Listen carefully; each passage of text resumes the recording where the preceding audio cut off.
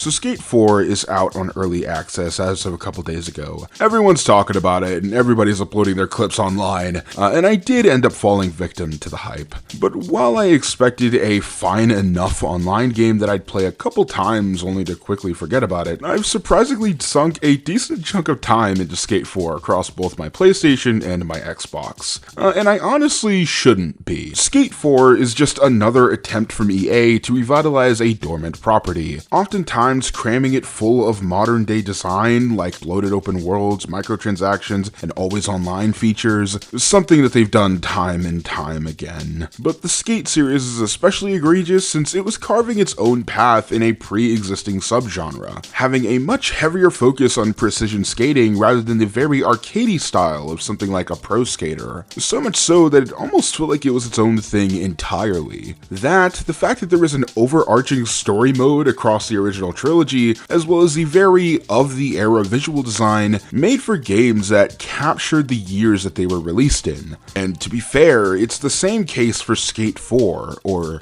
Skate.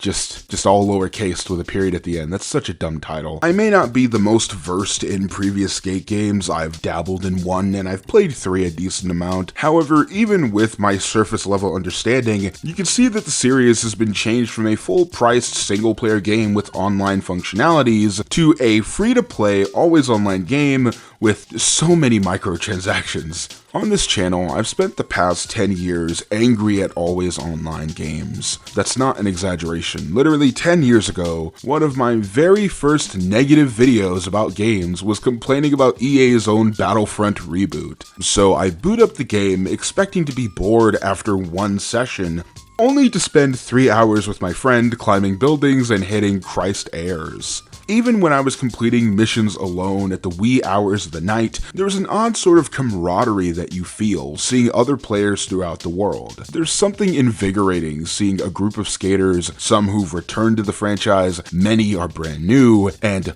all of them are attempting the same dumb trick as you, only to fail over and over again, but never giving up in the process. To put it plain and simple, it's fun. Not just seeing other players, but the game itself. Character customization is good, the actual skating part hits a perfect balance between arcade and sim that hits the spot for me, and dare I say, even the loot boxes aren't all bad, since they let you know what items are available before you buy them and only charge you the in-game currency. However, hands down, the worst part of Skate as of now, outside of the insane queue lines, is the outrageous prices for the paid DLC. $50 for the Founders Pack of only cosmetic items. What the fuck? I understand with free-to-play games, the entire point is to get you in for free and then have all this cool shit to incentivize you to pay it, so it's like you feel less fucked over by giving the money, but that is an insane fucking price tag, man. So yeah, for the first time in a long time, I like an always online game. And sure, whatever, that's a nice arc for me, and it's a great reunion for Skate fans, at least the ones who weren't off-put by the changes, but what about everyone else? One of the massive benefits of video games is that you can't return to the person that you were in the past, and in an ever-changing world, video games offer a slice of the era that they were made in, representing the world not as it actually was, but how you remember it as. Listen, I was too young to care or to even be interested in Skate 3, let alone Skate 1.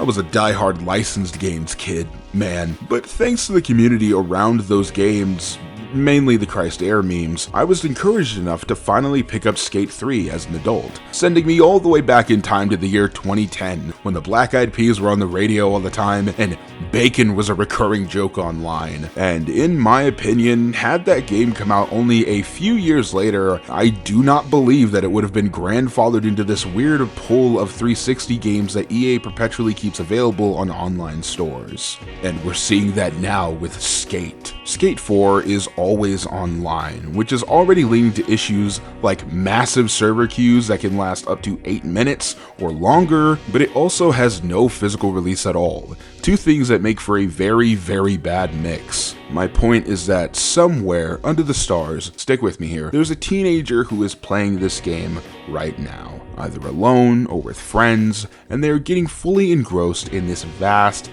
lively open world, getting engrossed in skate culture. And whether or not you or me like it at all, they're falling in love with the experience that Skate 4 offers. But there is a very high chance that they will not be able to return to this place due to boring stuff like licensing rights and server shutdowns. It concerns me that what could be a game that captures the attention of people for years could also very well be this console generation's PT. I say that, and even PT is remembered more than most delisted games through theories, concept art, let's plays, and interviews. Most games that are delisted are removed with little to no fanfare, only to be completely forgotten like a melatonin-induced fever dream. I get that talking about delisted games is like my whole shtick at this point, but it's a legitimate fear that we should be worrying about. And while I hope that Skate 4 being removed isn't a case anytime soon given EA's insane amount of income, it is an outcome that we've all been sort of strong-armed into dealing with. And specifically in the case of Skate 4, it's a cloud that overhangs my enjoyment of the game.